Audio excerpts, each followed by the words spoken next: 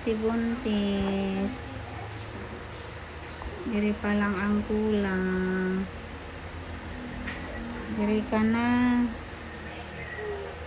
Nakaraos ka na.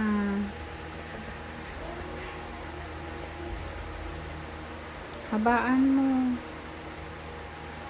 Yung sakit na yan, iire mo, be. Kaya mo yan.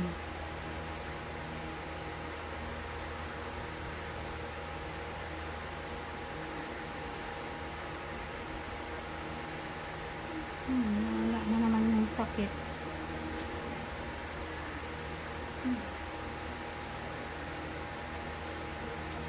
Okay, iglip pa si Buntis. Hindi daw kasi nakatulog. Kaganing kagabi.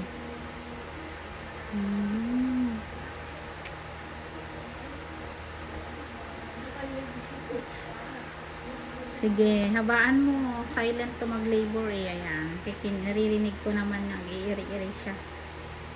Adayumit. Kanya na lang. Sige lang, bebe. Kaya mo yan. Pag may pumutok, ayun na yun, promise. Wala pang pumuputok? Walang tumatagas? Wala. Sige lang. Kapagod ka na kasi. Push mo lang yan. Mamaya, lalabas na. Gora. Higop hangin. Tikong bibig. Tapos, tikong bibig mo. Tsaka ka umiri ng mahaba. Huwag mo ilabas yung hangin sa bibig mo, ha? Kaya mo yan. Sundan mo lang yung tinuturo namin sa'yo. Makakaraos ka. At makukuha mo yung tamang technique ng pag-iri. Paiglip-iglip ka pa pagka walang sakit, Katakaw-takaw yung mo, Sige lang. Ganyan talaga. Masakit ang labor. Pero pagka na yan, wala na yan mamaya pag nakaraos ka na. Nakalabas na. Sarap yung feeling. Oo. Sarap ng feeling pag nakaraos ka naman siya.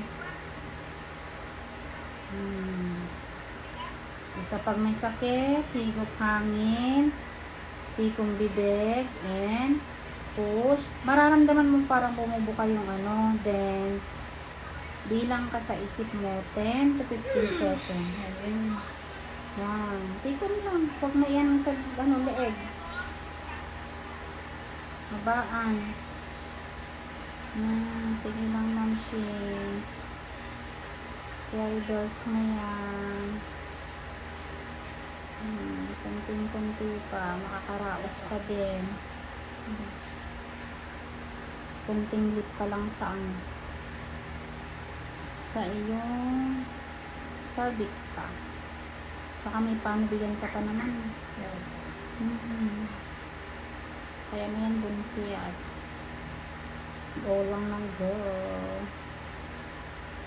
Kayanin mo yan lahat. Kinaya nga yung iba, ikaw pa kaya.